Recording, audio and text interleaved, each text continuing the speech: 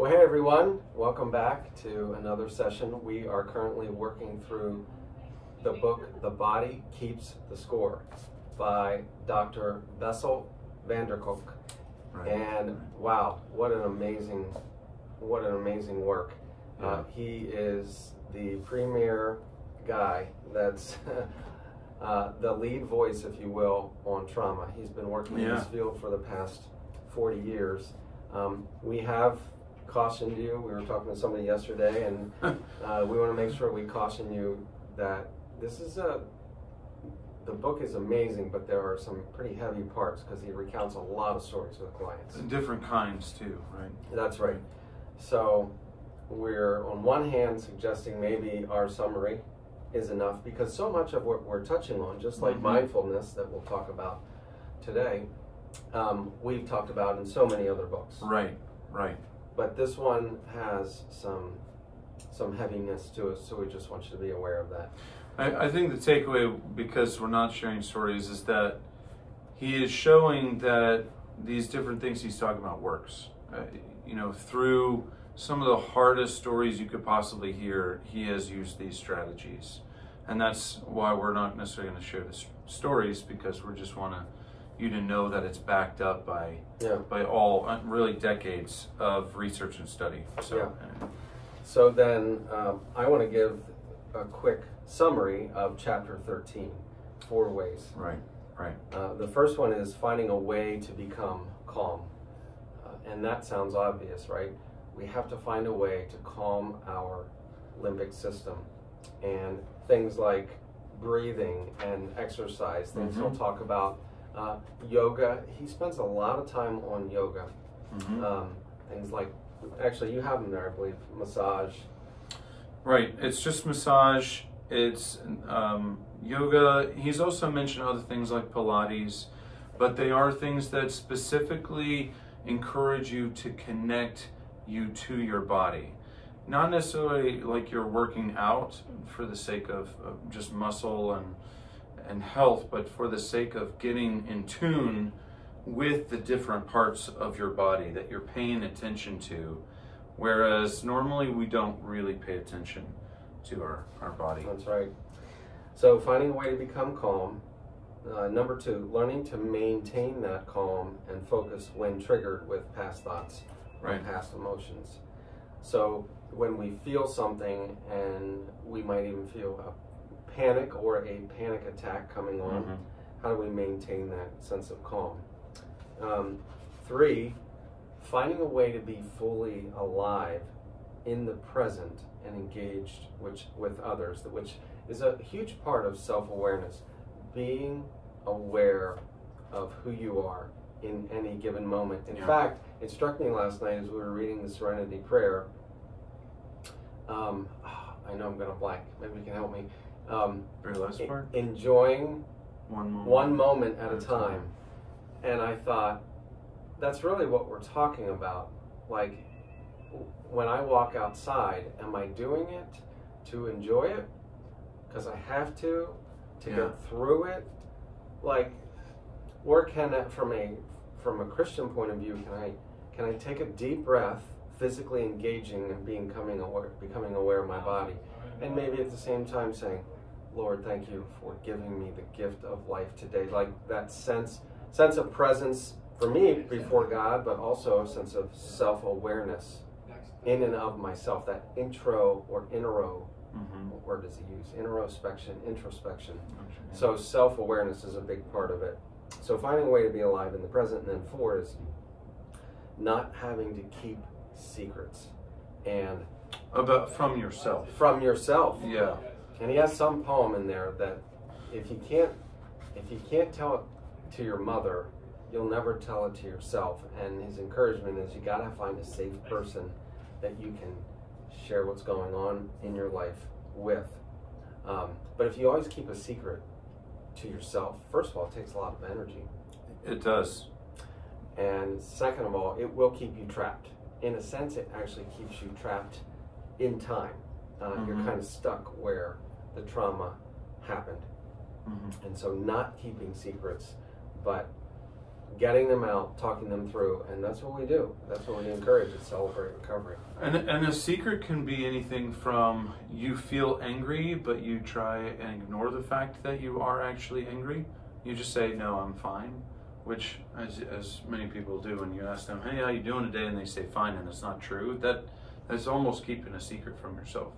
To something that's physically happening to you, like you are having major stomach issues, and really it's anxiety, but you have ignored it to such a degree that it doesn't feel like anxiety to you, even though you're carrying it in your body.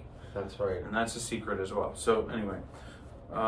So self-awareness is a big part of this chapter, as well as talking things through. Yeah, the chapter is really, it's kicking off part 5, which is really the pathway to recovery. And someone, I believe it was your summary, I like the word that he kind of used. He said he's really communicating his menu of options to help people move towards recovery. Because some people are responding to different pieces on this menu. Some things work, some things don't, and it's kind of person to person. But he does have a few established ways, and he goes through it. We're going to go through a little tiny snippet of each one of these. The section is befriending the emotional brain, because a lot of the emotional brain is where trauma gets stuck, of course. It's where things can be stored. And the first one is, it says, dealing with hyper arousal. Now, you might hear this word and think it's like a sexual reference, but really his term for hyper arousal is just hyper emotional. Arousal is just an increase in emotional level, sort of like when you feel like your face is flushing out of maybe embarrassment, or out of anger, or out of maybe out of love. You're feeling like really close and that kind of connection too. So it's different emotions, but he's calling it hyper arousal. And this is where he does talk about breathing and getting in touch with what is happening in your body, right? That's right. So breathing in is it the parasympathetic, or is it the anti-sympathetic? Breathing in is the sympathetic. Yeah, breathing in, sympathetic, and breathing out is the parasympathetic. I think of the parasympathetic as the police. It's slowing you down. And he says, I thought this was interesting. I'd love to hear more why. He says, pay particular attention to when you exhale, or your out breath at the very bottom. Yeah. And if you do that, if you take a deep breath and then you exhale, he's asking you, how do you feel at the very bottom of your exhale?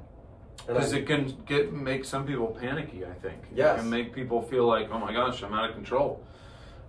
So it's really amazing just about the breath. And of course, he talks about different traditions like yoga that really inform breathing practices. So you're not just always in a chair. You're either standing up, maybe you're sitting up straight, and you are intentionally practicing healthy breathing. And it doesn't take that long either, but that's dealing with hyper arousal. It's being able to let your brain know that it's not in emergency mode.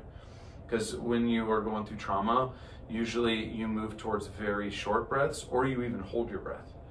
And that stops the system from connecting. And he says that often in our culture, we will try and treat hyperarousal with drugs. Yes, yeah.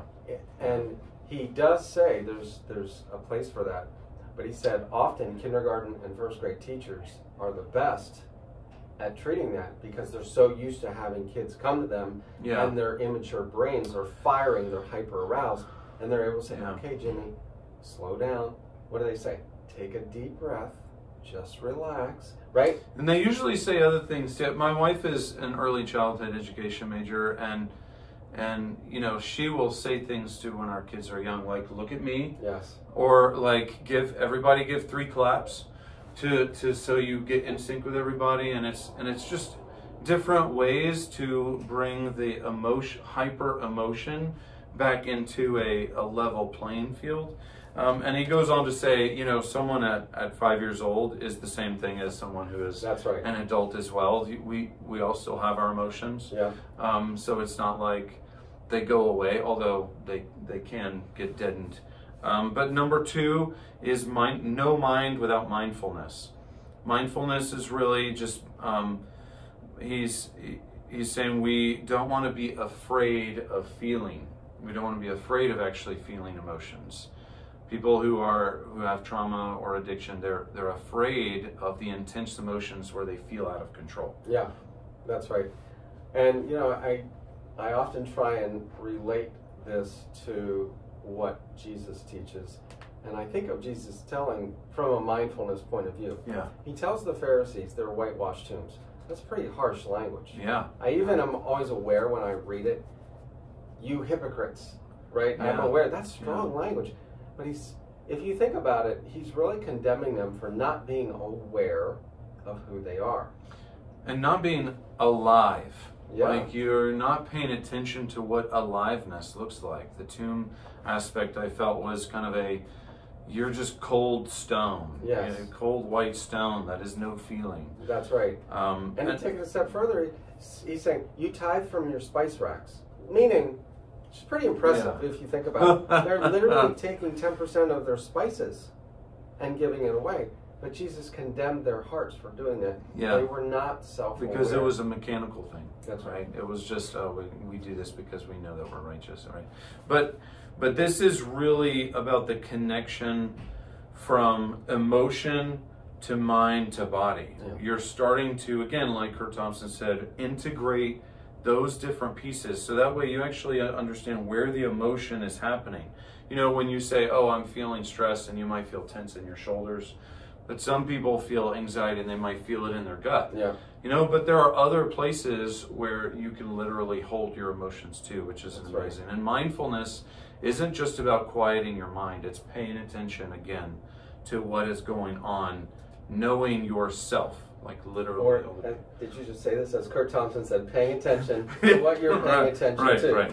Right. I love that. Okay, so 3, we have talked a lot about relationships, and literally it's just labeled relationships. I'm going to read this because it's just a clear blanket statement in my opinion. The first sentence is, study after study shows that having a good support network constitutes the single most powerful protection against becoming traumatized.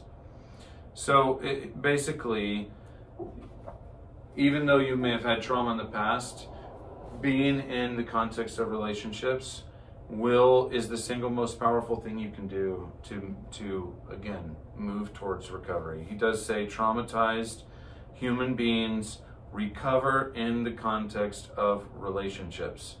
And he talks about brain circuits and how the fact that most of them are geared towards being in tune with your social surroundings. Yeah.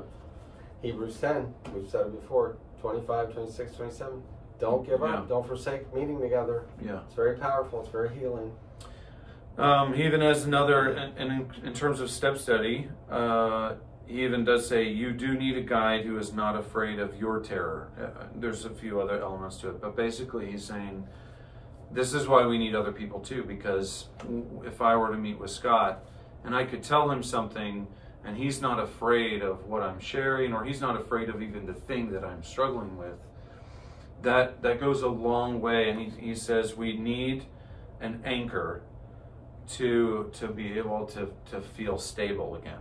And we're dealing with our fears, that is what someone else does for us. They can be an anchor for us. Absolutely. Yeah. And again, pulling it back to the scriptures, if I am praying to God and I'm afraid he's going to slap me down. Right. If I share what I'm struggling with. A wrong view of God. Why? Yeah. Why would I do that? Yeah. I mean, in the same way, if I were afraid of how you would respond, I'd be less likely to share. Absolutely.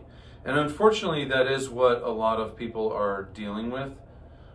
And their definition of God is going to be different because of how their parents were treating them.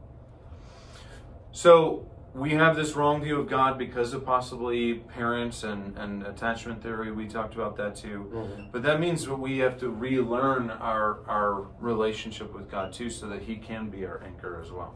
Absolutely. Okay, number 4. This is called communal rhythms and synchrony. What does that mean? Well,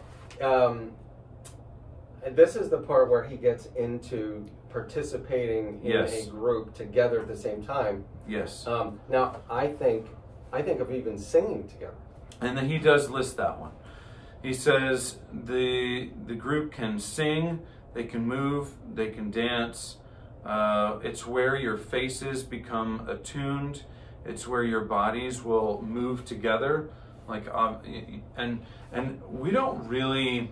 It feels a lot of times in churches where we're just standing there. Right. But that is why it is so important to make sure you are voluntarily committing your body to the experience. Mm-hmm. Otherwise, it's just a different part of the brain. And he lists different activities, not just singing, but these are the ones where you're doing. I mean, he lists everything from singing to tango to kickboxing, aikido, as long as there is a dancing communal rhythm to what you're doing, meaning there's a lot of people at once. So you think of like those classes where they're all biking together, right?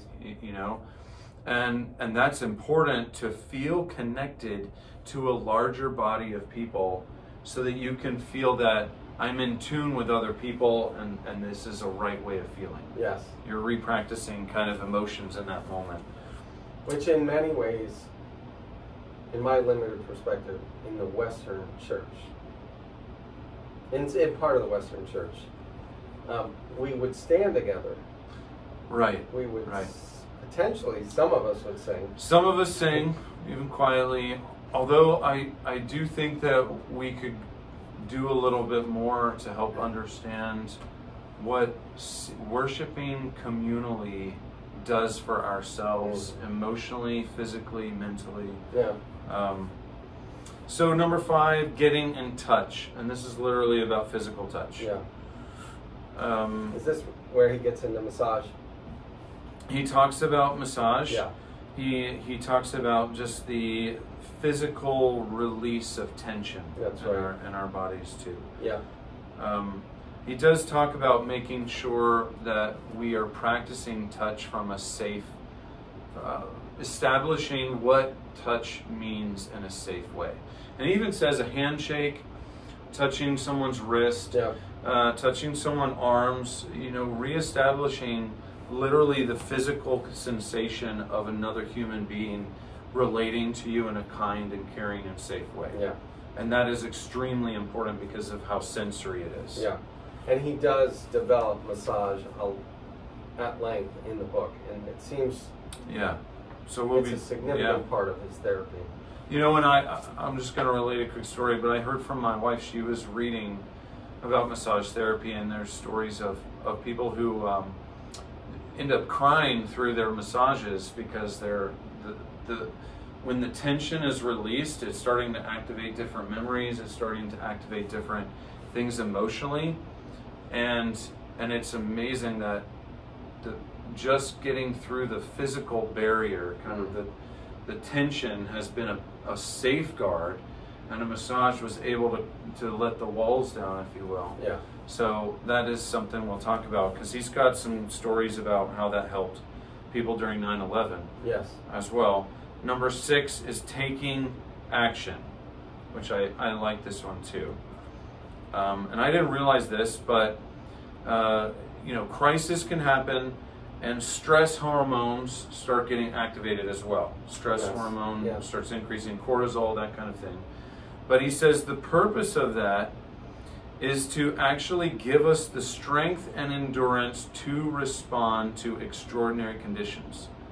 Meaning, if we are able to put them in a proper purpose, he says, we become, there's much less chance of us being traumatized in the long run. So in other words, if I'm in a traumatic situation and I shut down, You're right. and don't do anything with the cortisol flowing through me, I'm more likely to be traumatized. Right. It can build up in your body because it has had no outlet, and it will just kind of stay there. And it kind of becomes like, I think, stagnant. He didn't say that, but he is saying that putting that purpose to those stress hormones when you have a release physically, like say, a hurricane comes through, floods your house, and if you get to work on say, I'm going to get to work on emptying my house of all the pieces, I'm going to save what we can, I'm going to make sure that I've got my kids to safety, or whichever it is, if you're physically moving and active, then it is putting a purpose to the high stress hormones, so that overall that your hormones will say, we've done what we can to overcome this situation, and your body will let it know that it's over because of the activity when you start getting tired and things like that. Whereas if you just escape and you are immobile and you have high cortisol, there's been no outlet, and so it's kind of a false sense of or a false identification that nothing is changing, meaning you're still there. It's and kind you of stay stuck. It's a frozen moment, if you will. So those are the 6 kind of things that he wants to move in chapter by chapter. We've only done chapter 13 today because it was so long. It's kind of a preview of all the next chapters. We're going to talk about integrating trauma. He talks about, right? What's the other one that you were telling me? EMDR. EMDR. Yep. Do you know what that stands for? EMDR. Eye movement desensitization. Yeah. I put you on the spot there. That was good, though. CBT, though. Yeah, cognitive behavioral therapy. Okay. And he does talk a little bit about medication and things like that. But really, the whole point is to, again, use this menu, if you will, to move people towards on a path of recovery, to, in his words, have an ongoing, evolving story in your own life. That's really what he wants to help people move towards, which is just a fuller kind of operating life and survive it in a joyful way too. That's right. So those are the chapters that we're going to get into, and each one we're going to try and unpack a little bit more, because some may work for you and some may not work, and it's just it's good to know, because some of them are very simple, and we'll get into those. Yeah, and some of them we do naturally. Right. Like singing. Yeah. Like taking a deep breath. We may not do it naturally, but you can begin to do it naturally. You can do it before bed, you can do it when you wake up. But going to the singing one, that would be, next time you come to Celebrate Recovery, it means try participating a little bit more than what you're used to. That's right. Try kind of swaying a little bit. Try tapping your foot. Try things that involve your physical, but try to involve your emotions too. Even the communal rhythms. We have at least 2 readings that we do in sync as a large group. Yes. During the meeting. Right. And at first I'm like, this is unusual to me. But if you think about it. But that's the operating with putting language to things that will get stored into our emotional brain. That's right. Yeah. We're doing it together, in sync, as a community. It's very healing. So it's amazing stuff. We look forward to going through these next chapters with you, or especially seeing you at Celebrate Recovery on Monday nights here at Christ Community Church, 7 o'clock. And we'll see you then. See you then.